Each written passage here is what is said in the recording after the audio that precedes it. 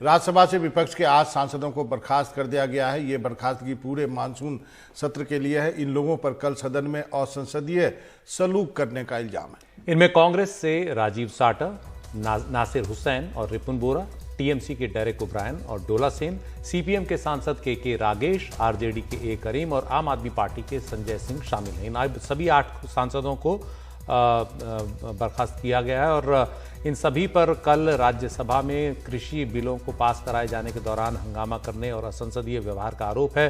राज्यसभा में कृषि बिल को लेकर कल काफी हंगामा हुआ था। सांसदों ने रूल बुक लहराई थी हवा में। उपसभापति की सामने सेक्रेटरी जनरल की मेज पर खड़े हो गए थे। उपसभापति का माइक तोड़ दिया था। तो सदन ने आम सहमति से आज निलंबन का ये फैसला सुनाया, लेकिन इस आम सहमति में विपक्ष की कितनी आवाज़ है ये कहना मुश्किल है, क्योंकि विपक्ष उपसभापति के जो फैसला है कल उसका विरोध कर रहा है।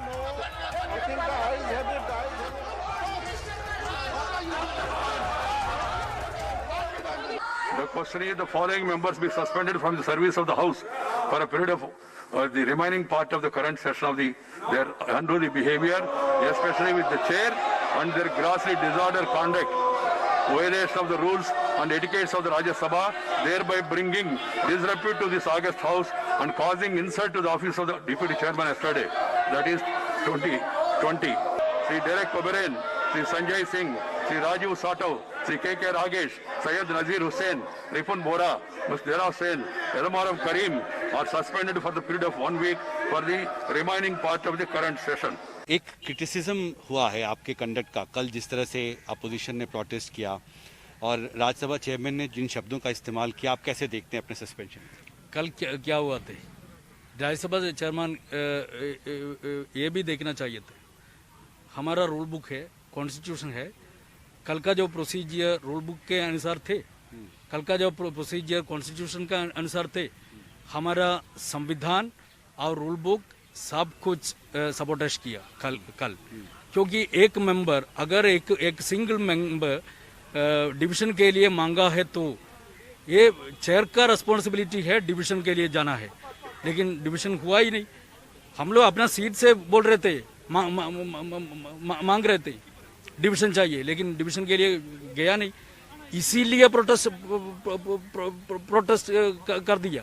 इसीलिए इसी कारण से आप ये कह रहे हैं कि प्रोटेस्ट जो अपोजिशन एमपीज की तरफ से हुआ वो उस फैसले के बाद हुआ जिसमें आपको अनुमति नहीं दी गई, डिवीजन के लिए तैयार नहीं हुए डिप्टी चेयरमैन, ये कह रहे हैं आप? हाँ, वही थे। क्योंकि इसका जो इंस्टिगेशन डिप्टी चेयरमैन से हुआ थे, इसीलिए ये प्रोटेस्ट हुआ। इसीलिए हम लोग एक मोशन मूव किया डिप्टी चेयरमैन के ऊपर, नो कॉन्फिडेंस मोशन मूव किया है। तो अब आगे क्या होगा? क्योंकि आपका सस्पेंशन तो हो चुका पूरे सेशन के लिए। See, my suspension is not being done because I may be suspended as per the procedure. The minister was moving a resolution about the suspension of 8 members. We were asking for division, but the chairman was not listening.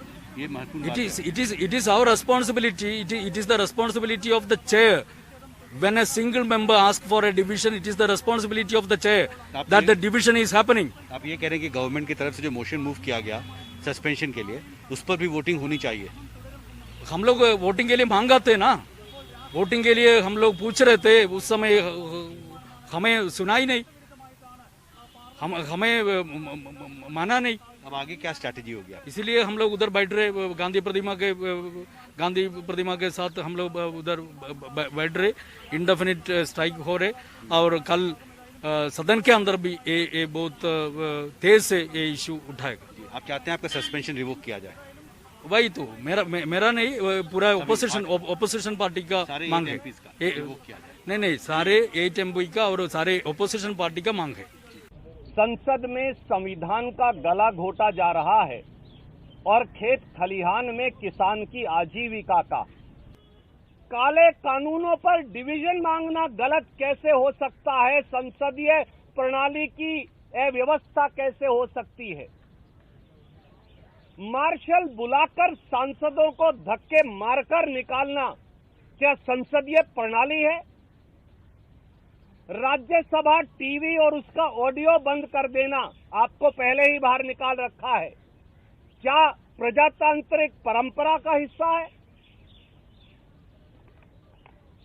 100 से अधिक सांसदों ने उपसभापति के खिलाफ प्रस्ताव दिया, उस प्रस्ताव को सिरे से खारिज कर देना, क्या ये प्रजातंत्र की परिपाटी की अनुपालना है? और पश्चिम बंगाल की मुख्यमंत्री ममता बनर्जी ने ट्वीट किया है, लिखा है कि किसानों के हितों की हिफाजत के लिए लड़ने वाले 8 सांसदों का निलंबन दुर्भाग्यपूर्ण है और ये सरकार की निरंकुश सोच को दिखाता है, जिसे लोकतांत्रिक नियमों और सिद्धांतों की कोई परवाह नहीं है।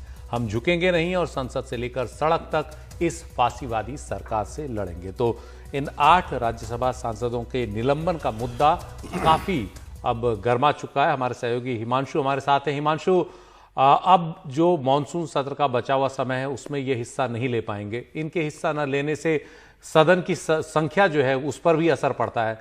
क्या बड़े विधायी कार्य हैं और किस तरह से विपक्ष इनके निलंबन के खिलाफ जो लड़ाई है उसे आगे बढ़ाने जा रहा है? देखिए, 2 बातें हैं। के रागेश ने बहुत साफ शब्दों में कहा है कि विपक्ष की मांग है कि अगर आप सदन चलाना चाहते हैं तो जो 8 सांसदों का निलंबन हुआ है उस फैसले को वापस लिया जाए।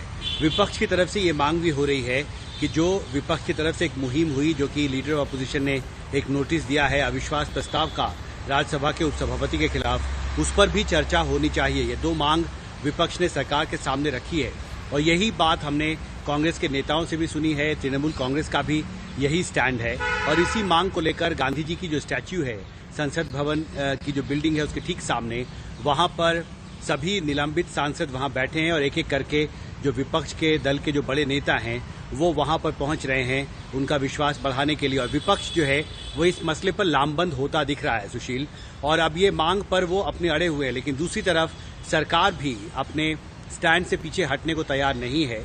और जो बात प्रधानमंत्री ने बहुत प्रमुखता से कही है कि ये जो 2 विधेयक पास हुए हैं वो किसानों के हित में, उससे बहुत साफ है कि जो राजनीतिक गतिरोध है वो अभी फिलहाल बना हुआ है संसद में। जहां तक आपने कहा आगे की विधायिका का सवाल है, जो तीसरा अहम कृषि सुधार से जुड़ा जो बिल है इसेंशियल कमोडिटीज में संशोधन का, जिसमें जो सब्जियां हैं, कुछ आलू प्याज और जो फूड ग्रेन्स हैं उन पर स्टॉक लिमिट को हटाने का प्रावधान है, बहुत महत्वपूर्ण विधेयक है। उस पर चर्चा अभी तक नहीं हो पाई है राज्यसभा में गतिरोध की वजह से। आज वो संशोधन लिस्टेड था।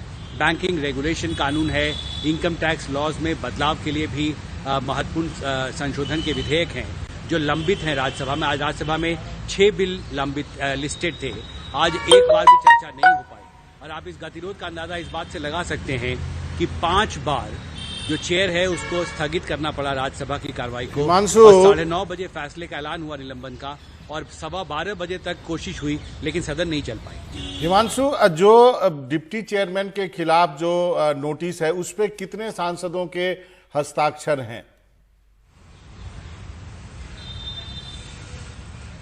जी, ये कहा गया कि 49 सांसद हैं जिन्होंने इस पर अपनी मंजूरी दी है, जिसको कि लीडर ऑफ अपोजिशन ने अपनी तरफ से राज्यसभा चेयरमैन के सामने रखा है। लेकिन तकनीकी ग्राउंड पर उसे स्वीकार नहीं किया गया है क्योंकि 14 दिन की नोटिस देना जरूरी होता है। उतना वक्त इस सदन में, इस सत्र में अभी नहीं बचा है क्योंकि 1 अक्टूबर के दिन पहले से निर्धारित है। हालांकि सैद्धांतिक तौर पर एक फैसला भी लिया गया है कि इसको समय से पहले फोरक्लोज किया जाए संसद के इस सत्र को, लेकिन तकनीकी ग्राउंड पर राज्यसभा चेयरमैन ने उसको स्वीकार नहीं किया है।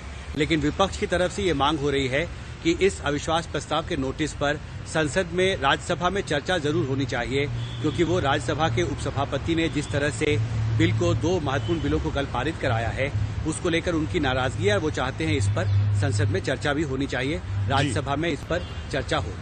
जी हिमांशु, आपका बहुत बहुत शुक्रिया इस तमाम जानकारी के लिए।